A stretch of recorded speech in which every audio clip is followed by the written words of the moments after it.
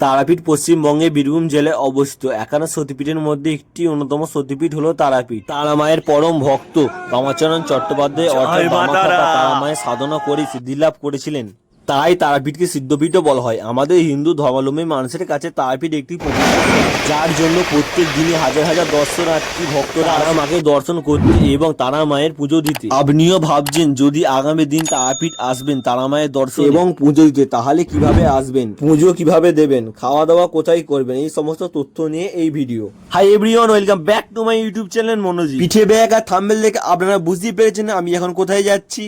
দিনটা ছিল 6ই এপ্রিল সোমবার। হঠাৎ প্ল্যানিং 3 বন্ধু মিলে তারাপীঠ যাবো। যেই ভাবা সেই কাজ, বেরিয়ে পড়লাম তারাপীঠ যাওয়ার উদ্দেশ্যে। আমি যেখানেই জার্নি করি আমার সেখানেই লেট হয়। এত তাড়াহুড়োর মধ্যে এসেছি টিকিট কাটতেই ভুলে গেছি আমি। তাই বন্ধুকে ফোন করে বলে দিলাম টিকিটটা কাটার জন্য। ঘড়ির কাটায় 7:37 চলে এলাম আমার বাড়ির কাছের স্টেশনে বাড়িপাড়া। 36841 হাওড়া বর্ধমান লোকাল ধরে যাব বর্ধমান। সময় লাগবে প্রায় 1.5 ঘন্টা। বলতে বলতে ট্রেন এসে হাজির। আকাশের ওয়েদারটা একদমই খারাপ।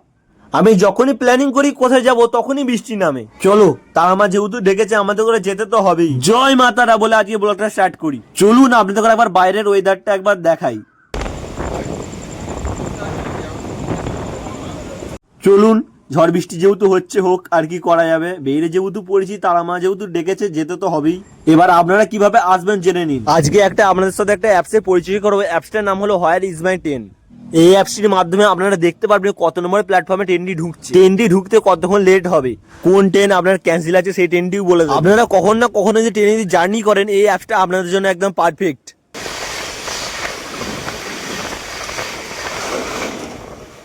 ফাইনালি ট্রেনে ল্যাদ খেতে খেতে আমরা পৌঁছালাম বর্ধমান স্টেশন থেকে জার্নি করতে চলেছি রাতে 13149 কাঞ্চনকন্যা এক্সপ্রেসে। 10:07 ছেড়ে 12:06 পৌঁছে দেবে রামপুরহাট জংশনে।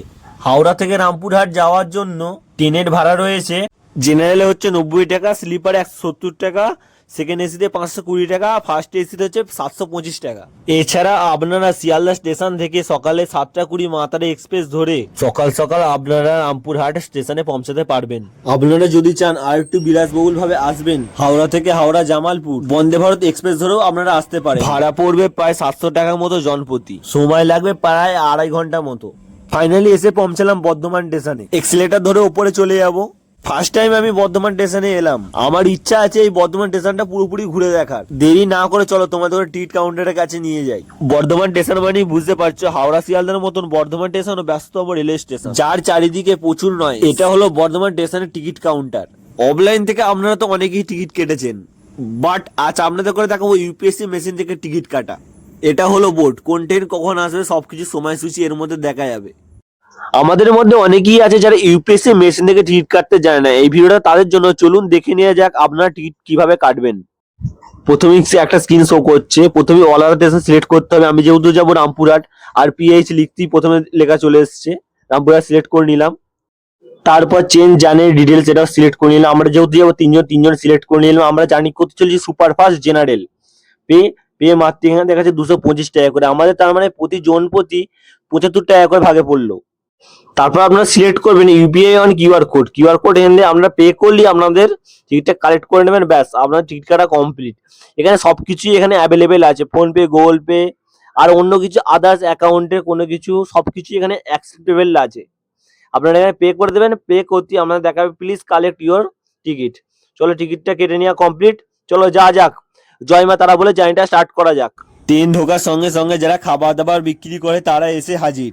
দেখতেই পাচ্ছেন কত পরিমাণ ভিড়। পুলিশ সিটি মারছে, কারণ জীবনে রিস্ক নিয়ে কাউকে ঝুলে ঝুলে যেতে দেবে না। আপনারা হাওড়া বা শিয়ালদা গেলে দেখেছেন স্টেশনে বাইরে গেলে বড় করে লেখা থাকে হাওড়া, আর শিয়ালদা গেলে লেখা থাকে বড় করে শিয়ালদা। আমি যেহেতু বর্ধমান এসেছি, আমি ভাবলাম আপনার সঙ্গে বর্ধমান লেখাটা কেমন ভাবে লেখা আছে বর্ধমান স্টেশনে সেটা আপনার সাথে শেয়ার করি। চলুন দেখে নেওয়া যাক বর্ধমান এখানে কেমন বড় করে লেখা আছে।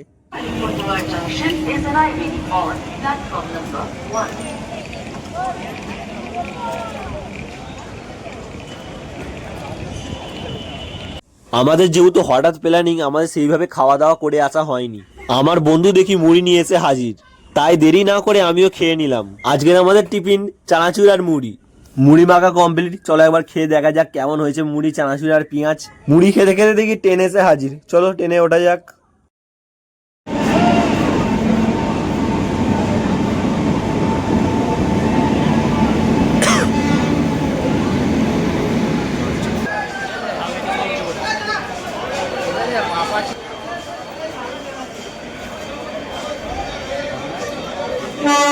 ফার্স্ট টাইম রাতে জেনারেলে জার্নি করলাম, এক্সপিরিয়েন্স রাতে দারুণ লাগলো।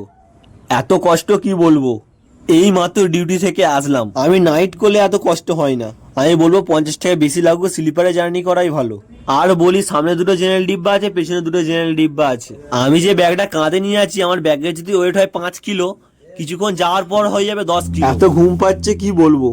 অবশেষে মারপিট করে পৌঁছালাম আমরা রামপুরহাট জংশনে। ট্রেন ঢোকা সঠিক টাইমিং ছিল 1:15, বাট তোমরা তো জানো ট্রেন কোনোদিনও টাইমে ঢোকে না। ট্রেন এসে পৌঁছেছে 1:20-তে। ট্রেন এসে দাঁড়িয়েছিল 2 নম্বর প্ল্যাটফর্মে। ট্রেন সোজা বেরিয়ে গেল তার গন্তব্যের উদ্দেশ্যে। চলো দেরি না করে রামপুরহাট থেকে তারামার উদ্দেশ্যে রওনা দেওয়া যাক, কারণ সকাল সকাল গিয়ে পুজো দিতে হবে। চলো 2 নম্বর প্ল্যাটফর্ম থেকে সোজা ওভারব্রিজ দিয়ে 1 নম্বর প্ল্যাটফর্মের দিকে যাওয়া যাক। ওভারব্রিজ থেকে আপনারা দেখতে পাবেন প্রচন্ড সম্ভব গাড়ি, এই গাড়ি আপনাদের করে তারাপীঠ নিয়ে যাবে। রামপুরহাট স্টেশনে ঢোকার মুখে হাতের ডান সাইডে তোমরা দেখতে পাবে পরপর অনেকগুলো টিকিট কাউন্টার। তারাপীঠে তারা মায়ের মন্দিরের আদলে তৈরি করা রামপুরহাট স্টেশন চত্বর। সামনের দিকে তোমরা এগিয়ে গেলে দেখতে পাবে টোটো এবং অটো স্ট্যান্ড। শেয়ারে ভাড়া পড়বে 50 টাকার মতো জনপ্রতি। ট্রেন থেকে তোমরা যে কোনো প্ল্যাটফর্মে নামো না কেন, বাইরে মেন গেটের কাছে আসার জন্য 1 নম্বর প্ল্যাটফর্ম তোমাদের করে ব্যবহার করতে হবে। আমার একটাই চিন্তা, তারাপীঠ মন্দিরে কখন যাবো আর কখন গিয়ে পুজো দেবো। আজকে আবার মঙ্গলবার, জানি না কত পরিমাণ ভিড় হবে। অটো স্ট্যান্ডের দিকে যাওয়ার সময় দেখি একটা টয় ট্রেন দাঁড়িয়ে আছে। যেই নামে টয় ট্রেনের সঙ্গে মার্কেটিং করতে যাব, টয় ট্রেন বলছে আমি যাই। আমি তখন বাধ্য হয়ে বেরিয়ে পড়লাম অটো স্ট্যান্ডে। দিনের বেলা একটা রেটে অটো চলে, রাত্রিবেলা একটা রেটে অটো চলে। দিনের বেলা ভাড়া পড়বে 40 টাকার মতো জনপ্রতি, রাত্রিবেলা ভাড়া পড়বে 50 টাকার মতো জন। তো যাই হোক 10 টাকার মতো ফারাক। দেরি না করে চেপে পড়ি। ভোরবেলা স্নান করে বেরিয়ে পড়লাম তারামার উদ্দেশ্যে, কারণ আজ মঙ্গলবার। আজকে জানি না কত পরিমাণ ভিড় হতে চলেছে। ঘড়ির কাঁটায় 4:20 আমরা এই মাত্র রুমে ঢুকলাম। আমরা বলছি ভোরবেলা পুজো দিয়ে আসি, কারণ ভিড় হলে আমরা আর পুজো দিতে লেট হবে আরো। ভোরবেলা স্নান টান করে প্রচুর ঠান্ডা লাগছে। যারা ফুলের মালা বিক্রি করে তারা সকাল সকাল এসে হাজির। বাংলায় একটা গান আছে, জবারে তুই কি সাধনা করিস, কারণ তুই তারা মায়ের চরণ পেয়েছিস। বলতে বলতে মা তারা সরণির কাছে পৌঁছে গেলাম। আজ যেহেতু মঙ্গলবার, দোকানদাররা সকাল সকাল দোকান খুলছে, কারণ আজকে হতে চলেছে প্রচন্ড পরিমাণ ভিড়। আমরা যে পুজোর ডালাটা নিয়েছি বাসন্তী পূজা ভান্ডার থেকে নেওয়া, ডালাতে জবা ফুল লাগে, প্রচন্ড সুন্দর লাগছে দেখতে। এদিকে যে সিঁড়িটা দেখতে পাওয়া যাচ্ছে এটা হলো ভিআইপি লাইন। 6টার সময় এই ভিআইপি লাইনের গেটটা খোলা হয়। এটা হলো জীবিত। কথিত আছে এই পুকুরে মৃত মাছ ভেসে এসেছিল, সেই সময় পুকুরে এসে জীবিত হয়ে গিয়েছিল, তারপর থেকে জীবিত পুকুর নাম দেওয়া হয়েছে। গেটের সামনে দেখি কত সুন্দর ফ্রেশ ফুল ঝুলছে। আমি ভাবলাম আপনার সাথে শেয়ার করি, জবা ফুলটা দেখতে কত সুন্দর লাগছে।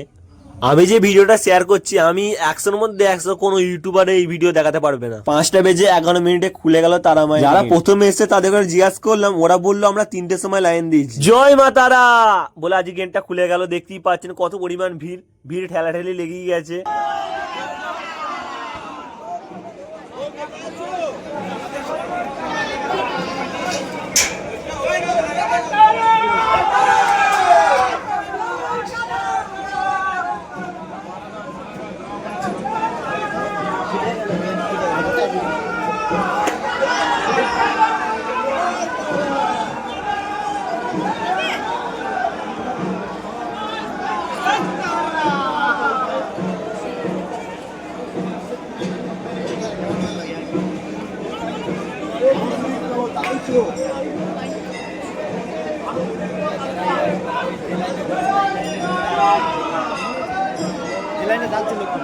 পাঁচটা বেজে 11 খুলে গেল তারা মায়ের গেট। আমার বন্ধুরা লাইন দিয়ে দাঁড়িয়ে আছে, আমি সেই ফাঁকে ভিডিও করতে চলে এসেছি। লাইন এগিয়ে গেলে আমাকে ঢুকতে দেবে না। চলো যাওয়া যাক। মন্দির প্রাঙ্গণে শুধুমাত্র মাকে দর্শন করতে যাবার জন্য কত দূর পর্যন্ত লাইন চলে গিয়েছে। ভাবতে পারিনি এত ভিড় হবে। ভোর 4টের সময় এসেও দেখি এতখানি লাইন। তার মানে মানুষ কতক্ষণ ধরে লাইন দিয়ে দাঁড়িয়ে আছে বুঝতেই পারছেন। এবার বলি, মন্দির প্রাঙ্গণে প্রবেশ করার জন্য কিন্তু আগে কিছু নিয়ম ছিল না, যে সমস্ত নিয়মগুলো ধার্য করা হয়েছে। আগে অনেকেই মন্দির প্রাঙ্গণে মোবাইল ফোন নিয়ে ঢুকতে পারতো, এখন কিন্তু আপনারা মোবাইল ফোন নিয়ে ঢুকতে পারবেন না। তার জন্য সামনের দিকে একজন গার্ড দাদা রয়েছে, তার কাছে সমস্ত কিছু জমা দিয়ে প্রবেশ করতে হবে। সকলে মুখে একটাই আওয়াজ আর একটাই ধ্বনি, জয় মা তারা, জয় মা তারা। চলো ভোরবেলা লাইন দিয়েছি। ভোরবেলা থেকে এখন বেজে গেল সকাল 9টা। এতক্ষণ ধরে লাইন ধরে ধরে যাচ্ছি। ঠাকুরের মুখটা ভালোভাবে দেখতে পাবো নাকি এটাও সন্দেহ আছে। চলো সামনের দিকে এগোনো যাক।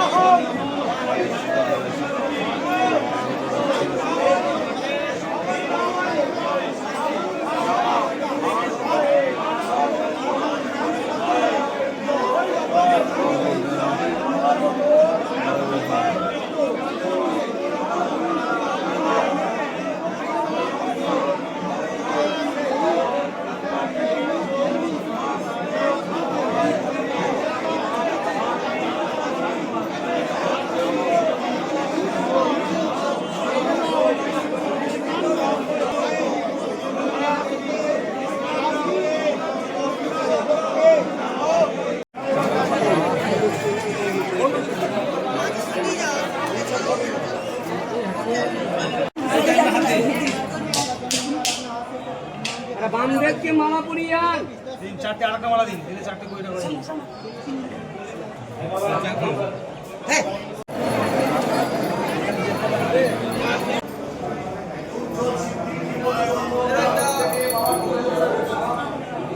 মন্দির প্রাঙ্গণে আসলে পরে একটা জিনিস ভীষণভাবে মন ছুঁয়ে যায়। সকলে লাইনে দাঁড়িয়ে রয়েছে, তার সাথে মায়ের যে ধ্বনিটা দিচ্ছে জয় মা তারা, শুনলে মনটা ছুঁয়ে যায়। তারাপীঠে তারা মায়ের প্রবেশদ্বারের গেট ভক্তদের জন্য খুলে দেওয়া হয় ভোর ঠিক 5টার সময়। রাত্রি 9টা পর্যন্ত গেট খোলা থাকবে। এটা হলো 1 নম্বর গেট। রাস্তা দিয়ে আসার সময় মনটা আমার ছুঁয়ে গেল ল্যাংচাটাকে দেখে, তাই আমি দেরি না করে আমিও খেয়ে নিলাম 2 পিস।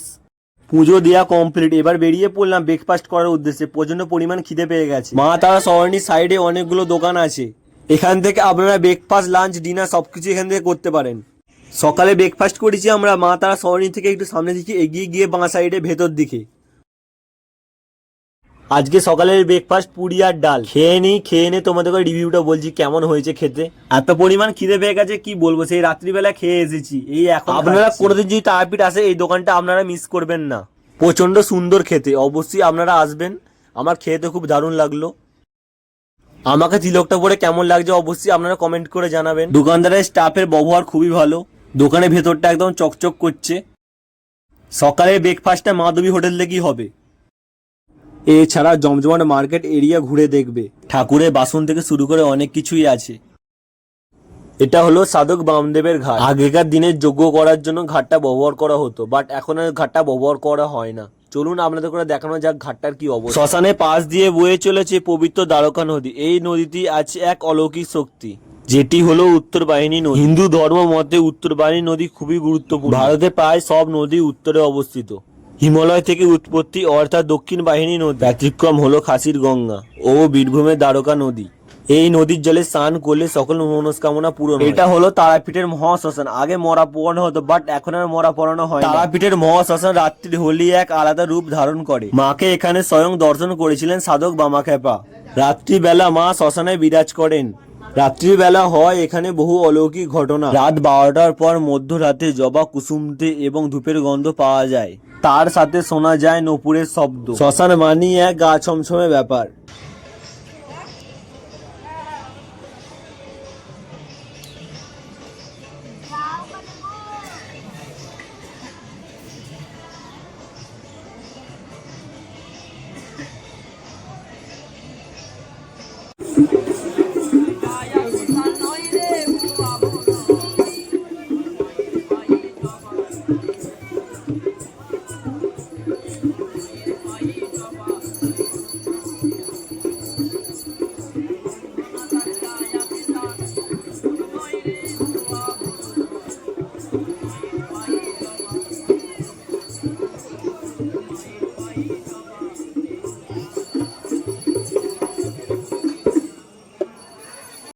ঘুরতে ঘুরতে আমরা পৌঁছালাম তারাপীঠ মহাশ্মশানে।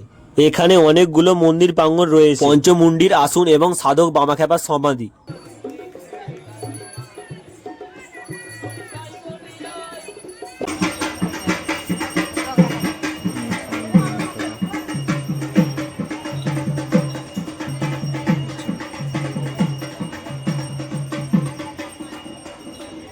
শ্মশানের মধ্যে অনেকগুলো দোকান চত্বর রয়েছে। তোমরা ধূপকাঠি এছাড়াও ধাগা চুন্নি কিনতে পারো।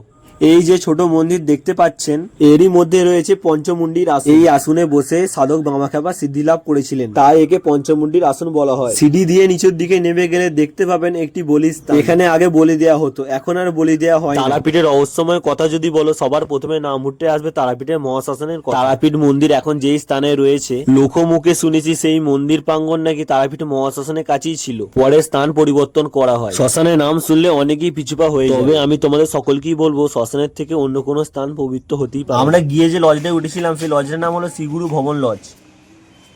আমাদের ঘরের রুম নম্বর হলো 106। আমি যেহেতু ভোরবেলা এসেছি, আমি আপনাদের করে ঘরের রুম টুরটা দিতে পারিনি। ঘরের মুখে ঢুকি ডান দিকে রয়েছে একটি ছোট পাড়া আয়না। আমার চোখ মুখ দিকে বুঝতেই পারছেন আমার সারা রাত্রির ঘুম হয়নি। গুড নাইট সবাইকে। ঘুম থেকে উঠে আপনাদের করে ঘর টুরটা শেয়ার করছি। রুমটা ছোট হতে পারে, বাট রুমটা খুবই সুন্দর। উপরে ফল সিলিং রয়েছে, তার সাথে রয়েছে অ্যাটাচ বাথরুম। আমাদের ব্যাচেলারদের একটা খালি মাথা গোজার জন্য এক রাত্রি কাটাতে পারলেই হবে। এই রুমটার প্রাইস নিয়েছে 400 টাকা।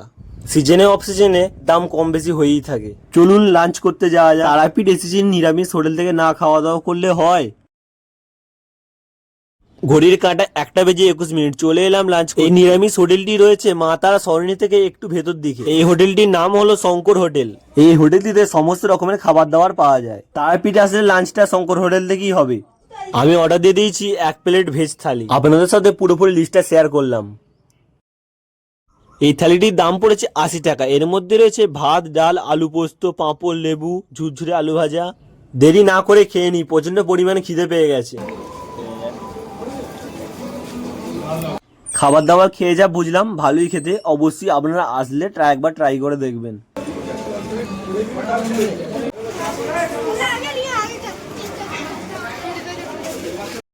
লাঞ্চ সম্পূর্ণ করে চলে এলাম কাকাতুয়া। এবার ফ্যামিলি বন্ধুদের জন্য প্যারা নিয়ে যেতে হবে। এখানে সব থেকে দামি প্যারা হলো 400 টাকা কিলো। এই প্যারাটা নিয়ে নিলাম আমি 1 কিলো। অনেক বন্ধুরা রিকোয়েস্ট করেছে প্যারা নিয়ে যাওয়ার জন্য। প্যারা 1 কিলো নিয়েছে, মোটামুটি হয়ে যাবে সব আমার বন্ধুদের জন্য। কাকাতুয়ার দোকানে এসেছি, কাকাতুয়া না দেখালে আপনাদের হয়? চলুন আমাদের করে এবার কাকাতুয়া দেখাই।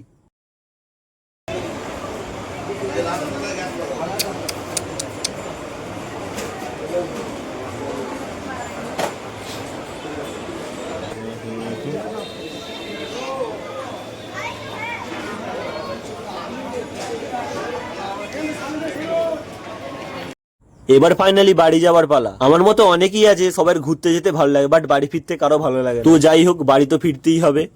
তা আমাকে ডাকি সবাই যেন ভালো থাকে। পরের বার যাতে অনেক বন্ধুরা মিলে আসতে পারি, এটাই চাইবো ঠাকুরের কাছে। কারণ আমরা 3 বন্ধু মিলে হঠাৎ করে প্ল্যানিং করে বেরিয়ে পড়ি, তারপর অনেকেই বলছে আসবো। ঠাকুরকে ডাকি পরের বার যাতে আমরা সবাই মিলে যেতে আসতে পারি, এটাই চাইবো ঠাকুরের কাছে।